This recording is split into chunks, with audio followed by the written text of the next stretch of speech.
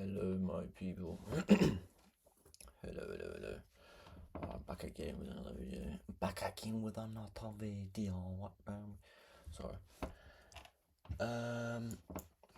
Right. Well, I thought I'd do another video today because why the hell not? This is what I do, so why not do it? I don't know why it's so laggy. Maybe because I'm recording now and I've got a couple of tabs open. But hey, alright, let me talk about my first trade. I had break even today.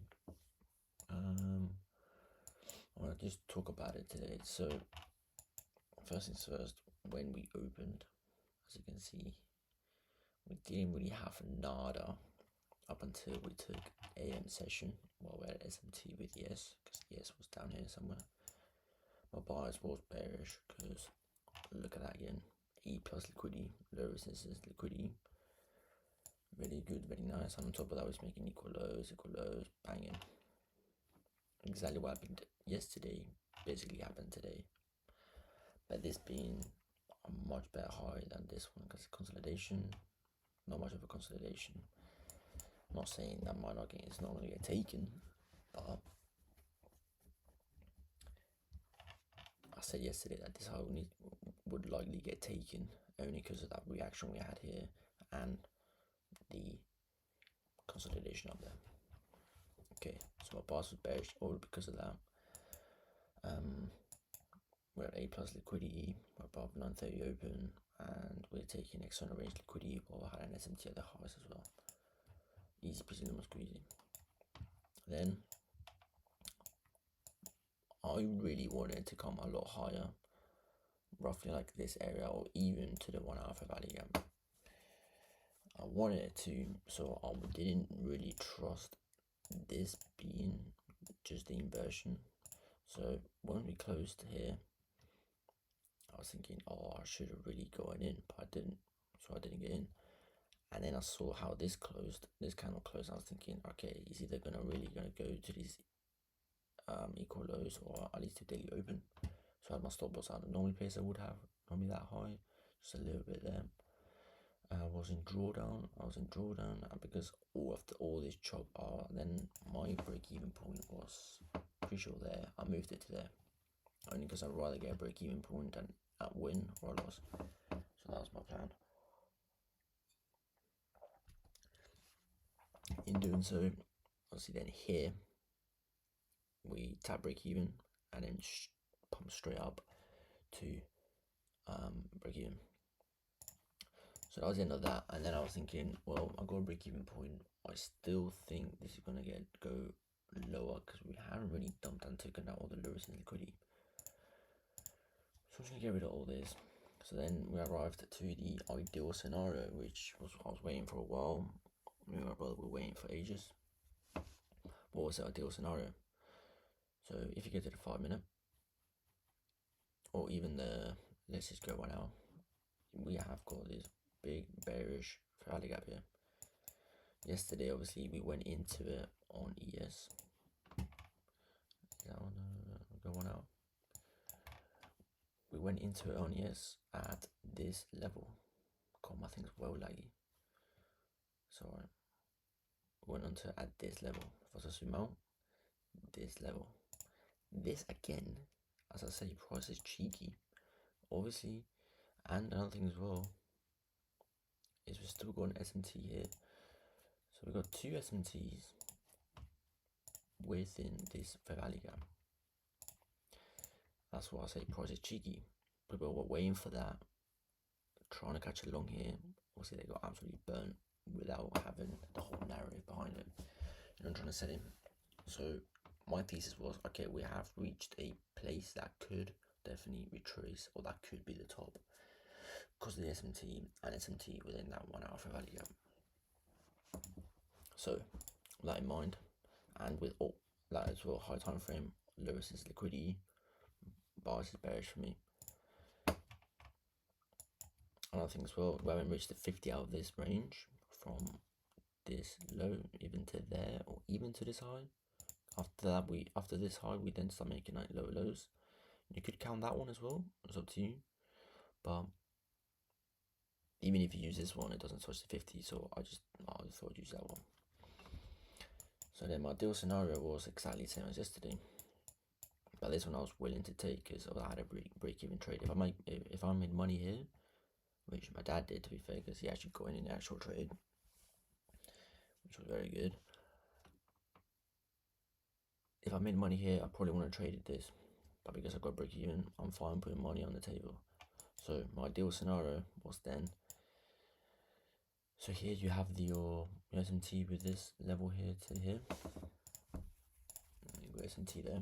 So I was thinking, all right, well, the only thing we've done now, realistically, is I know we're taking liquidity, but have we manipulated down? Really? No, we haven't. The only place we've done is manipulate up while accumulating. So it's an AMD model here as well, accumulation, manipulation, distribution. And how can you get in after the manipulation is done? It's just using fair value gaps. Extremely simple, really. So we had this one down here, which price came up, and then we come down and then use it, and then carry going up. This is good because then you take external range liquidity as well. Every time I take external range liquidity, you will be looking in for shorts. And then when it comes here, look for longs. It is very simple. But stay with the high time frame narrative. High time frame always, which is what the best way for buyers is just using how what story told you, like what Asia done, which what they do. Accumulated. What did London do? Accumulated. Accumulated. Manipulated. Boom. Down. So ideal scenario for me was then using the fair value gaps within this range. This isn't the whole range. This is its own range because you got a swing low and a swing high. That's its own range. You then create a swing low, then a swing high. That's its own range. And I think what I really like this one as well was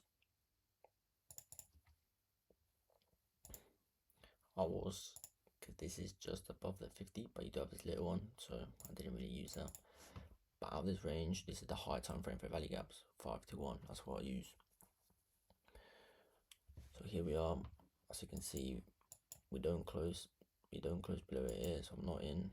We don't close below it here, so I'm not in. When I come up, we didn't close. I set my limit short there, as you can see, never came back. We then came to this other range. We closed below it, and the only reason I didn't take this was because then, as I was saying yesterday, if we got this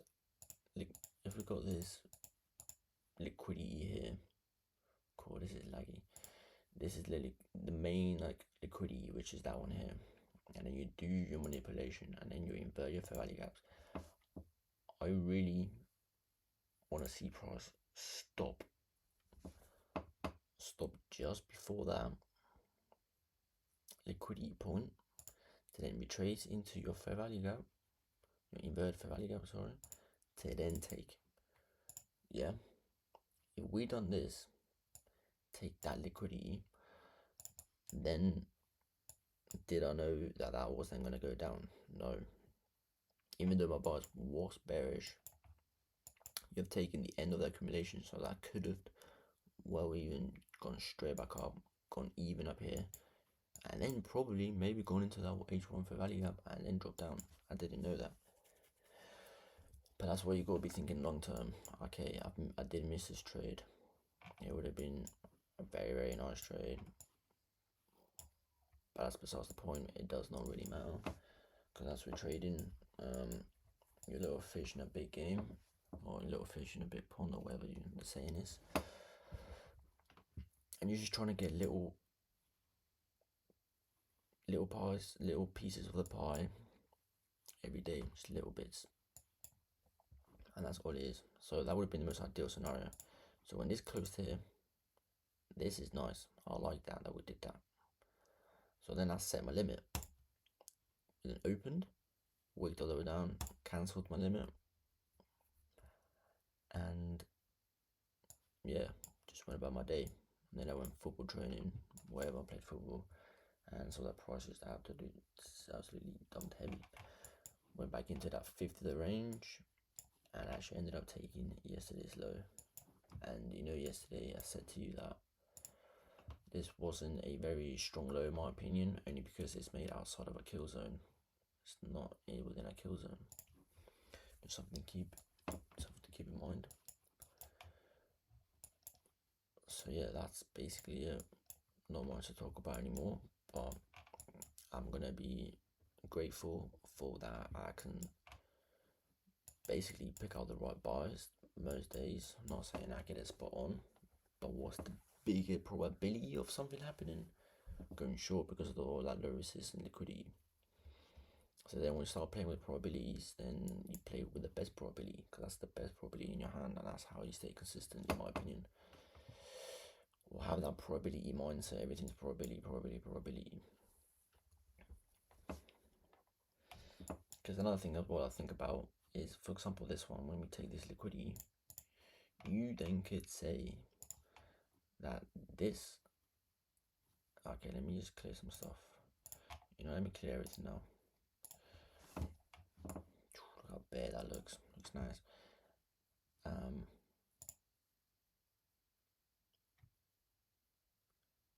Yeah, we were in the 5 minute. Yeah, so the 5 minute inversion was there. Let me just do that again. Little one there. There. Another thing as well, which did catch my eye, was that you could say that this on the lower time frame was its own accumulation, manipulation into New York AM's low. And the other thing is, what you're doing is you're going below the 9:30 open, so that could be absolutely prime for people to then long. So that's another thing, but maybe something I need to. Okay, this is where you always come into a crossroad with your thinking, because for the next time you might think, well, what point am I trying to get at here? What I'm trying to say basically is, you want to have, you could have then told yourself, okay, next time I'm going to take this trade, and because you had all that low resistance liquidity, yeah, and you could say that's definitely going to happen next time. But you got to understand that you didn't know that was going to happen, and you really got to save your capital and think about it long term. So if you were to miss this trade today, there's nothing wrong with that.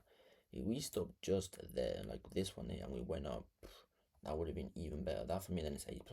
Once we then take that liquidity, that's not A+ anymore.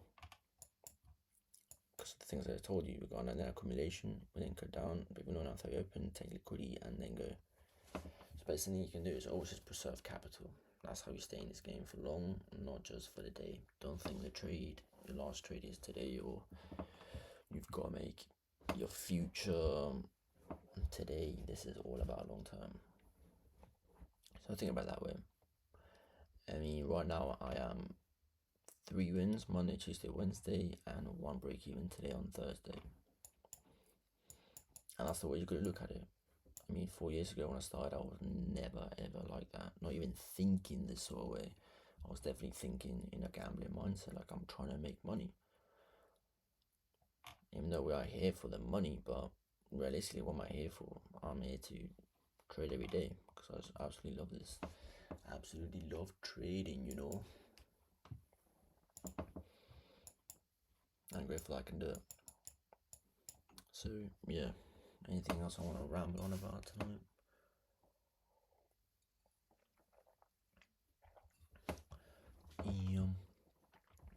Maybe see what tomorrow's gonna do. So the thing is that now I don't really bother looking at the chart, not until like here. I do my TA around this time, because then I can see what London's done, Asia's done.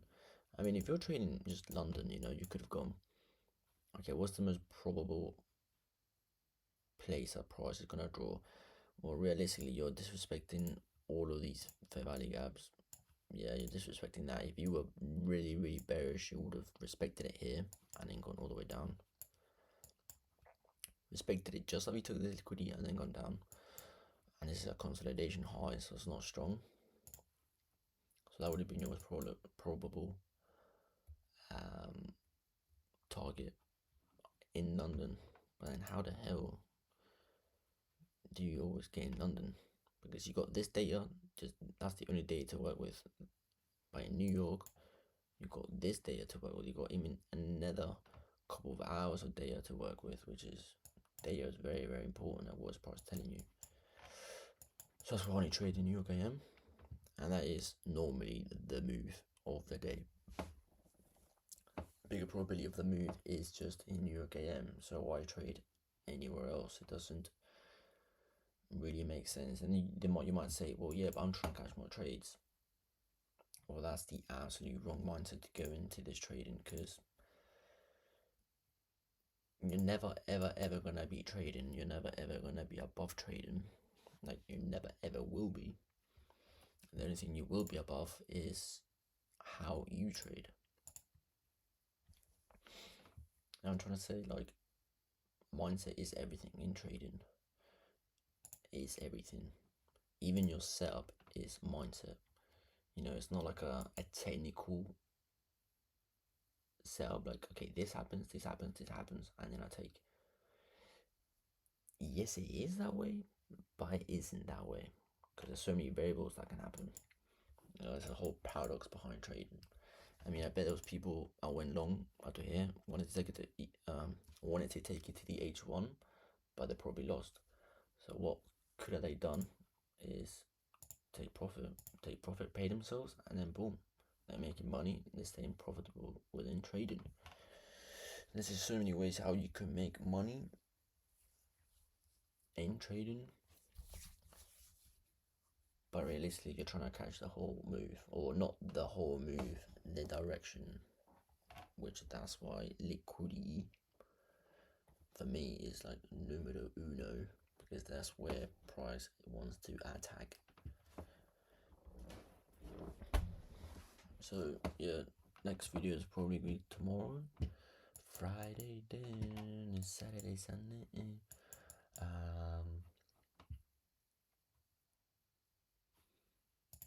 Got any news tomorrow? I don't think we got any news tomorrow. No, I got nada. A lot of people don't trade on news days, but hey, this is basically my job. This is what I'm gonna do. So I'm there every single day, no matter what. And I want to obviously just trade New York AM when I start traveling from everything. It's very, very, very grateful for where life's going. I mean, it's taken a long time, but hey, it's all worth it. It's all part of the journey. That's all it is. At the end of the day, it's all part of the journey. Because right now I'm in the mindset where I'm doing exactly what I'm supposed to be doing, even in 10 years' time. We're trading. The only thing I can really do is my life outside of trading, which could be different. But I play football a lot. I still game a bit because I enjoy gaming, so I don't think there's anything wrong with that. But yeah, I kind of just lost my train of thought of what I was just talking about, because I'm thinking about something else. I don't even know what I was thinking about, but hey yo. Try to have a look here. See, look now. We could have a retracement at least to this level to then go down. But then the other thing you're doing as well is then you're taking liquidity, maybe up, maybe not, who knows. But I just want to see what sort of lows we're making. I mean, this looks like a consolidation that wants to get taken, not very strong. Get rid of this crap. This does not look like a bad high, to be honest with you.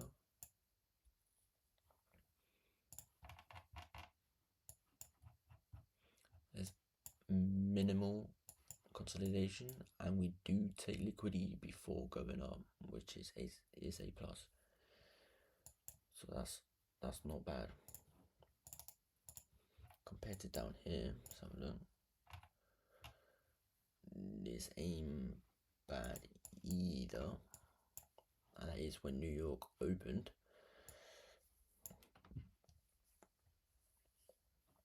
But trying to figure out now without seeing what Asia happened and then seeing what London happened, because nothing's happened here until,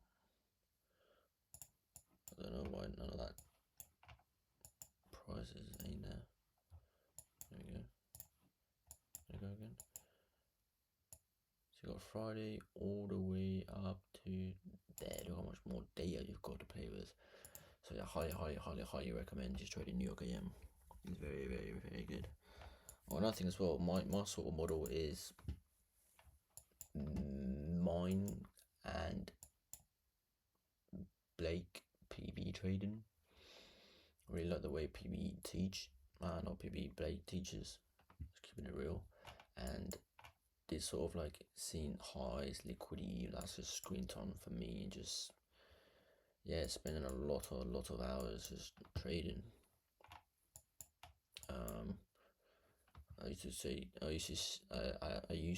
I used to trade crypto only, like made my own model within crypto. But I was waiting for this sort of setups like once every 1 week, 2 weeks, or two every week or something, or sometimes it was one every week. But I didn't feel like very businessy. I wasn't very like locked in with the trading. But with this, with the Nasdaq, I wake up, see what happens, and then I trade just at 2:30. Seems much more very professional for me, because I'm not trying to say there is a trade every day, but hey, you can definitely get a little pie. I mean, look at that, there to there. If I just got just to there, well, that little 5 minutes to there, there is movement, there is money to be made. So yeah, well, that's it for me. So adios.